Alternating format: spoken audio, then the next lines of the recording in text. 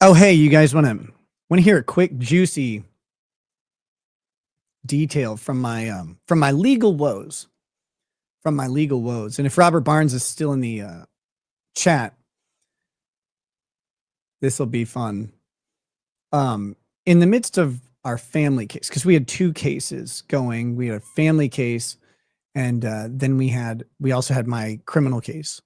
I guess Lady Raggets had a criminal case too, but it was mostly going to be mine once things got to the right spot where I could negotiate away her case. In the midst of the family case, we had, we would have hearings and they would go into chambers. Now there's this weird thing where everybody gets to go into chambers except you. And that makes sense normally when it's just lawyers going into chambers. But when it's the lawyers and the county workers who are represented by the lawyers and the guardian ad litem who has their own lawyer, and everybody else gets to go in but you feel a little disenfranchised straight out the gate because you don't get to go and hear the discussion with the judge. Only the lawyers should be in chambers with the judge. The guardian ad litem and the county workers should not, because they're represented parties. If they're unrepresented, then sure, maybe they could be in there. But if I can't go in, the other parties shouldn't be able to, in my opinion, go in. That's why we have representation. So this comes secondhand from my lawyer. But as we were arguing over returning the children in the middle of the case, the county, while asserting that they wanted to continue keeping the children out of my home, gave a reason that was, we just don't really like what he says online.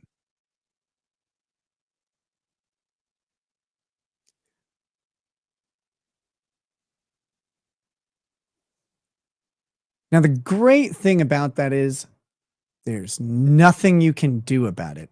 And that is just a taste of what Lady Rackets and I were facing during this fiasco and why it was so fucking frustrating.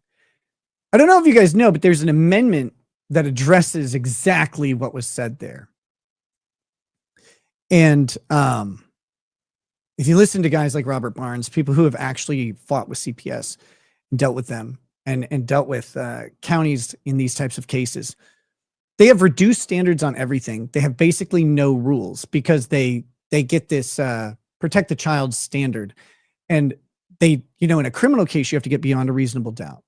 But in a family case that involves juvenile protection, they only require a preponderance of the evidence.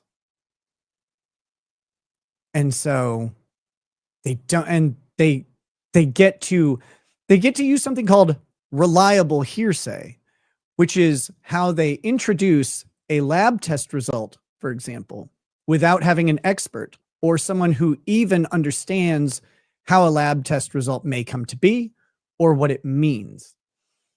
They don't need to introduce anything. They literally just read numbers off of a document, even though they don't understand them and have no qualifications to discuss them or determine what those numbers might represent.